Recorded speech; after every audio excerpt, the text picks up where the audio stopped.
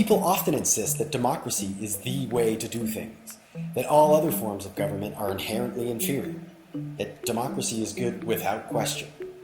But we have questions. What's so good about democracy? Should we be happy that we live in a democracy? In Canada, our government is a democratic one. Ideally, each voter has an equal say about who should be elected to represent us in government. Our representatives make laws that tell us what we can't do, can do, and must do. Democracy is a system of government that, at least in principle, is controlled by and benefits all people equally.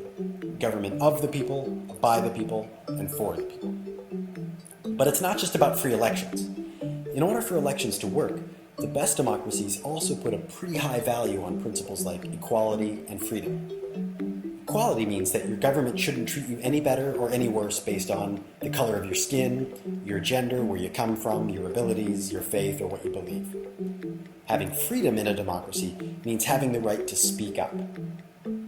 It also means the government won't tell you who you can and cannot hang out with, among other things.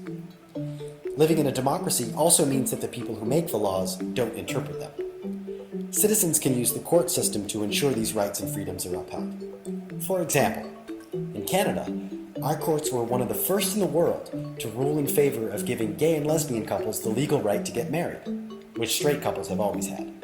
Sounds pretty good so far, right? Not so fast.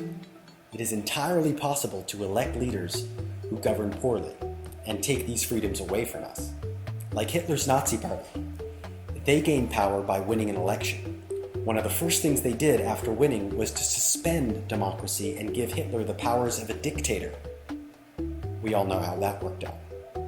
On the other hand, the Nobel Peace Prize winning Dalai Lama is generally considered a wise and compassionate world leader. But he was technically a dictator. He came to power when he was declared the head of government for Tibet shortly after he was born. But these are rare and complicated examples. On the whole, dictatorships are often characterized by inequality, centralized state power, and enforcement of rules by violent force.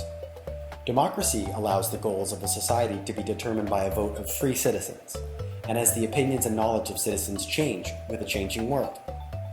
If a democratically elected leader turns out to be a bit of a lemon, then the people can remove him from power without having to resort to the often bloody instability of revolution. So, democracy has a built-in repair mechanism.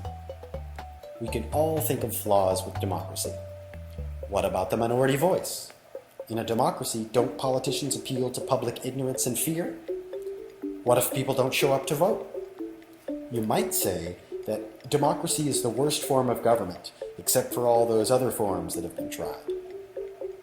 That's a little bit cynical. For democracy to keep working, we've got to keep making democracy better. Before we can do that, we want to make sure that everybody understands how it works right now. So stay tuned.